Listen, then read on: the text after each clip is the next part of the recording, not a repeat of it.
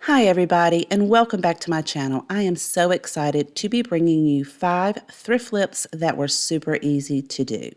The first project will be this gorgeous decor bowl.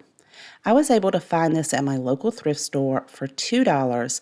I believe it is made out of stainless steel, but I loved the shape of it. I made sure that I gave it a good thorough cleaning before using my Krylon Fusion all-in-one paint and primer spray paint in the color matte white. I like to give my pieces one thin coat of spray paint, let that set up about 10 to 15 minutes before adding the second coat.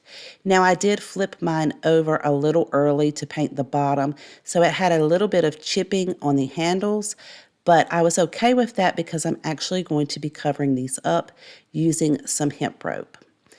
I'm just going to apply the hot glue at the beginning and at the end of wrapping these handles.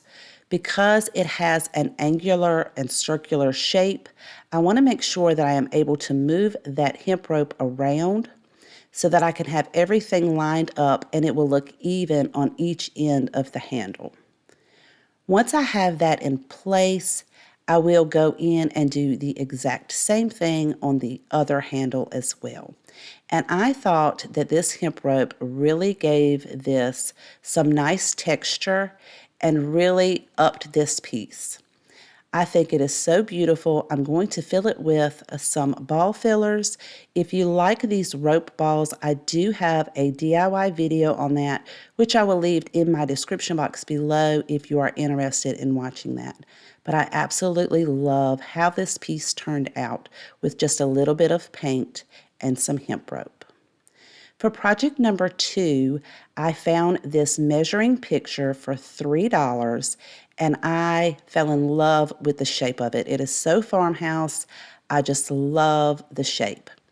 I'm going to give that a good thorough cleaning, and after I do that, I go in with some rubbing alcohol to just make sure that I clean this piece really well and so that my spray paint will adhere to it. Make sure that it has dried after you apply the alcohol before you apply the paint. I'm using the same spray paint as I did in the first project, and again, this only took 2 coats. Now I do let my paint set overnight before I decorate it to make sure that it is really set. And just a simple coat of paint really transformed this piece. To decorate it, I am going to be using this gorgeous purple flower bundle from Hobby Lobby. Now I've had this in my stash for a while because I like to pick my florals up at Hobby Lobby when they're on sale. This sticker says $10, but I know I did not pay $10 for it. So I have had it for a little while. It was perfect in the bundle just as it is. And I'm just going to separate those pieces and trim it down a little bit on the bottom to make sure that it fits into my picture perfectly. And I think this piece turned out simply gorgeous. I love that those purple flowers just really pop on this stark white picture. I think this is just absolutely farmhouse and beautiful. For project number 3 is this gorgeous, cute basket that has these beautiful wooden beads all the way around it, and it also has a stand. And I think I paid $1.99 for this piece. Now, it was super dirty. It had a lot of cobwebs and just dust in there, so I give it a nice, good, thorough cleaning with just some dishwashing detergent and a wet cloth, and also made sure that I really went in and got any of that extra dust off. I took painter's tape because I want to keep these beads in the natural wood color, and I taped up each bead. Now this did take a little bit of time, but I promise you it turns out so beautiful, and it is well worth the time that I took to wrap each one of these up. In addition to wrapping all of the beads, I wanted to keep the handle and the stand itself on the bottom in the same natural wood color, so I went in and wrapped each of those pieces with the painter's tape as well. Now I could take it outside and use the same spray paint that I used in the previous 2 projects, which again is the Krylon all-in-one in matte white. This did take 3 coats just to make sure that I got down inside of all of the crevices and all of those cracks, and then I let it set overnight before I removed the painter's tape. And this is the absolute fun part, is when you remove that tape and this piece just really comes to life, and you can see the beautiful contrast in the colors with the white basket and this gorgeous wood natural color. And then remove each of those from the beads. And you guys, I love how this turned out. I just love that contrast with that wood and the white. It is so beautiful. To decorate it, I am again using some florals from Hobby Lobby. Now these are their gorgeous little miniature yellow roses. I believe that tag said $7.99, but again, I like to get mine when they are on sale. I do cut each of the stems from the bundle. I used 2 bundles of the yellow roses, and I also will be using some Baby's Breath from Dollar Tree.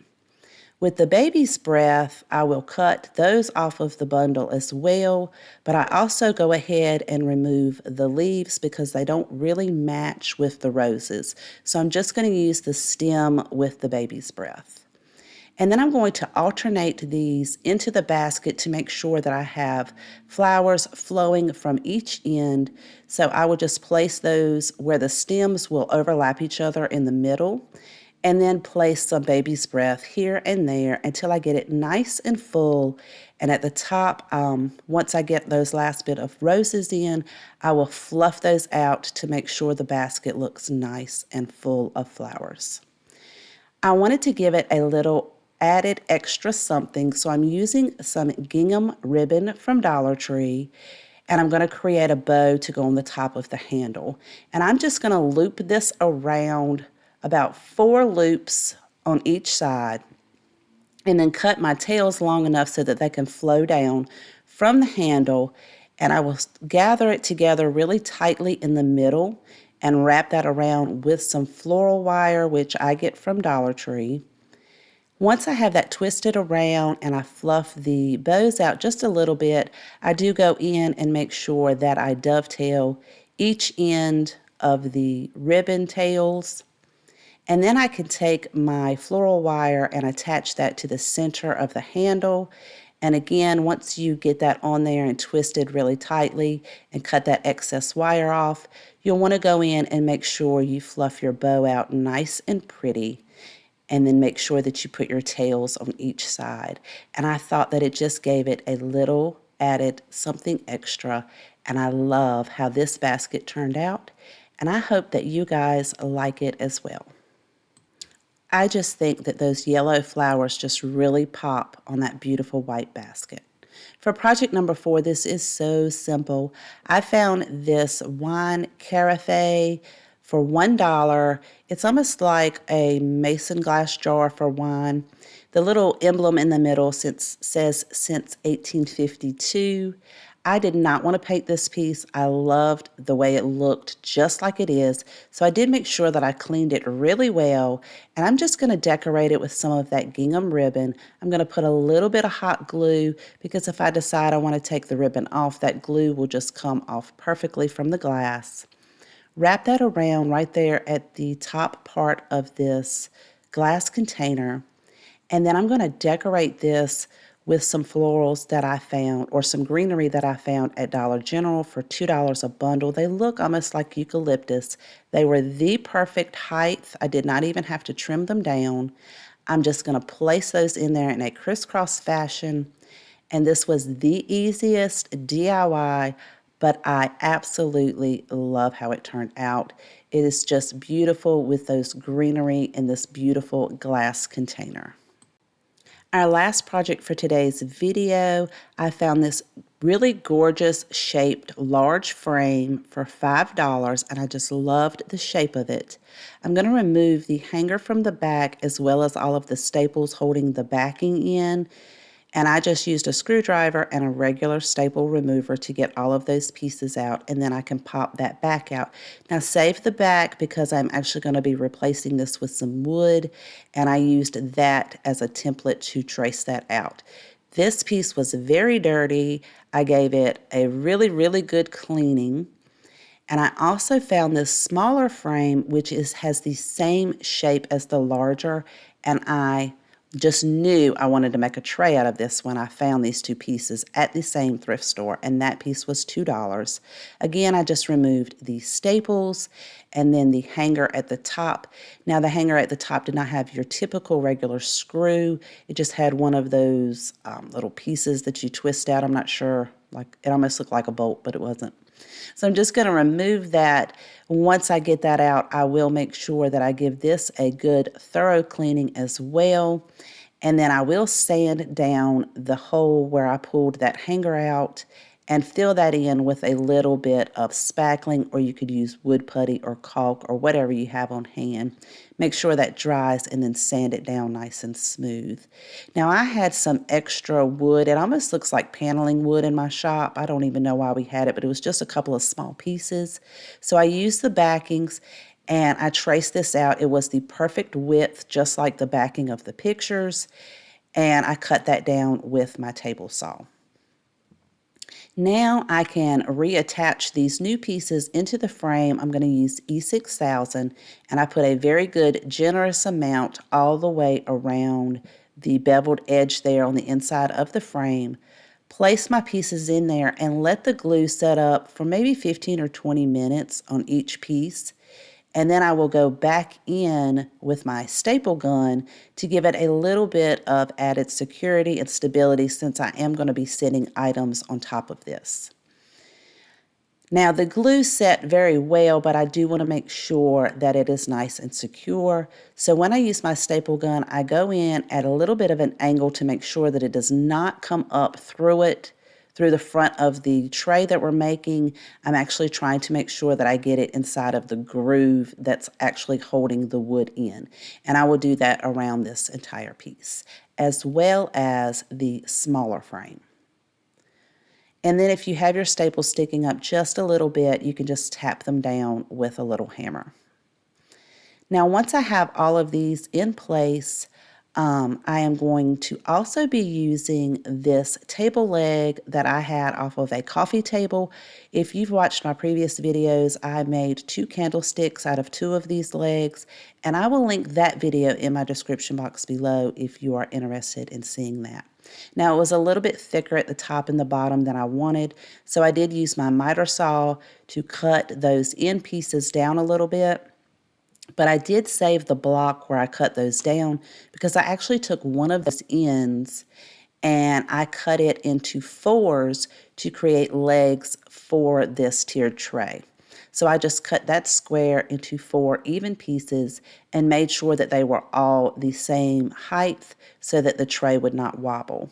I went in and used some sandpaper and sanded each of these pieces, as well as that table leg.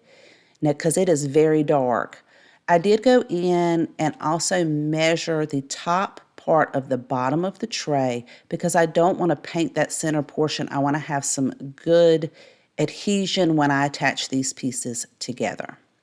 I used E6000 and a little bit of hot glue to attach each of these legs to the bottom of the larger tray, and I'm just placing it in the corner where the backing meets the frame, and I'll do that for all 4 legs.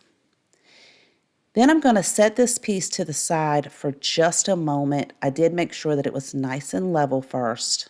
And I'm going to take the smaller frame, and on the back side, I'm going to measure out where the top piece goes. I just want to make sure that I basically know where I'm going to place this, so after I paint it, I'm not going to paint those spots that I'm marking. So I will know how to place this and everything will be nice and centered. I used Krylon Chalky Finish paint in Classic White. Now the piece that I used for the bottom of each of the trays, I should have sanded first, because it has a little bit of like a film over it. So the chalk paint did not want to really adhere to that. So I realized that after painting the small one, I do set that to the side and let that dry as I am sanding the larger portion, so that I can make sure that I get some good adhesion with my paint. And after the smaller one dries, I will go over that with some sandpaper, and then my paint does adhere a lot better after that. After the first coat, I realized that there was a little bit more of a gap where my backing is than I wanted. I like a nice clean finish, so I used some Dollar Tree caulk and went around all of the seams on the top.